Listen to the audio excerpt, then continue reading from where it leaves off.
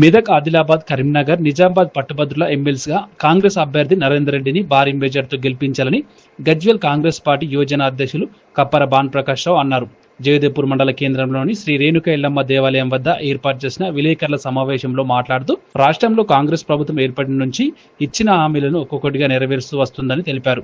కాంగ్రెస్ అంటేనే పేదల ప్రభుత్వమని, ఈ నెల 27వ తేదీన జరగనున్న ఎమ్మెల్సీ ఎన్నికల్లో ప్రతి ఒక్క పట్టుభద్రుడు కాంగ్రెస్ పార్టీ బలపరిచిన అభ్యర్థి నరేందర్ రెడ్డిని అత్యధిక మెజార్టీతో గెలిపించాలని కోరారు.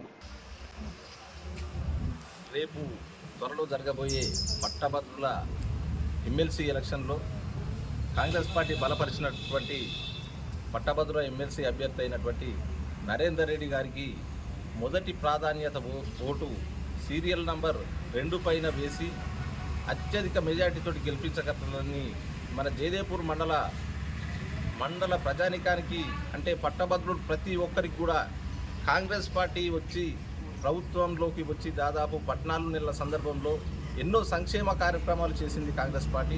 ఇంకా కొన్ని కార్యక్రమాలు మెల్లగా జరుగుతున్నాయి. కాబట్టి పూర్తి స్థాయిలో మన ఎమ్మెల్సీ అభ్యర్థి అయినటువంటి నరేందర్ రెడ్డి గారికి పట్టభద్రులు అందరూ ఒక్కసారి విజ్ఞతతోటి ఆలోచించగలరని విజ్ఞప్తి చేస్తూ ఉన్నాం.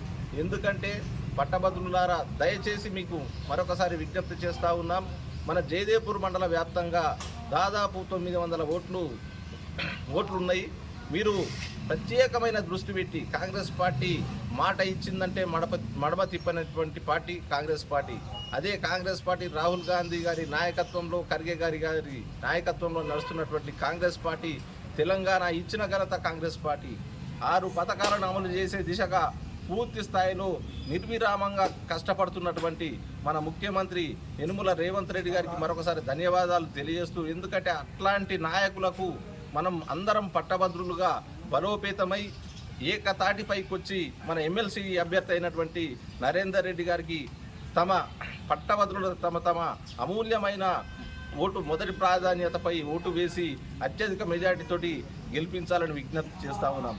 కాంగ్రెస్ పార్టీ చరిత్ర అంటే ప్రతి ఒక్కరి ఇందిరమ్మ చరిత్ర అంటే కాంగ్రెస్ పార్టీ ఎన్నో సంక్షేమ పథకాలు నెరవేరుస్తూ ఉంటుంది.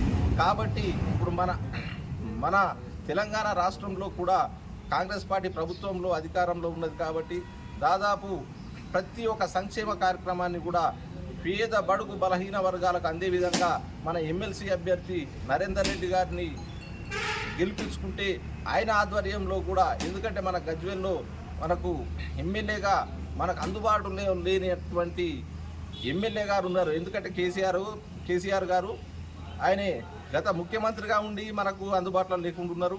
ఇప్పుడు కూడా మన శాసనసభ్యుడై కూడా మనకు అందుబాటులో లేకుండా ఉన్నారు. కాబట్టి మనకు, ఎందుకంటే మెదక్ జిల్లాకు మనకి ఎమ్మెల్సీ అవుతాడు కాబట్టి నరేందర్ రెడ్డి గారితో మనకి ఎలాంటి విషయమైనా, ప్రోటోకాల్ విషయమైనా ప్రతి ఒక్క విషయంలో కూడా చేదోడు వాదోడుగా ఉంటాడు. కాబట్టి ఎందుకంటే తనకు విద్యా సంస్థల పైన పూర్తి పట్టు ఉన్నది.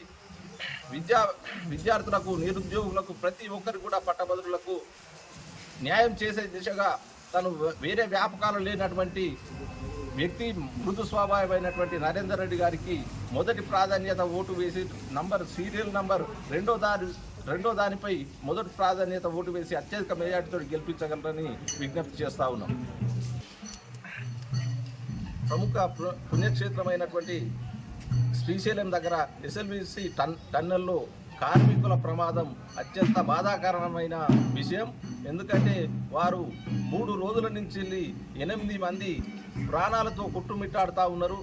రాష్ట్ర ప్రభుత్వం పూర్తి స్థాయిలో, రాష్ట్ర మంత్రివర్గమే కావచ్చు, రాష్ట్ర ముఖ్యమంత్రి వర్యులే కావచ్చు, పూర్తి స్థాయిలో అధికార గణంతో, రెస్క్యూ టీంలతో ఎన్నో రకాలుగా వాళ్లను ప్రమాదం నుంచి బయటకు తీయాలని 24 గంటలు అవిశ్రాంతంగా పోరాడుతున్నా కూడా వారి క్షేమం కోసం రాష్ట్ర ప్రభుత్వమే కావచ్చు, జయదేపూర్ మండల నాయకులం అందరం కూడా ఎల్లమ్మ గుడి తరఫున కూడా ఒక్కసారి భగవంతుడు కోరుతా ఉన్నాం. వారు సురక్షితంగా బయటపడాలని ప్రభుత్వం కూడా తగు చర్యలు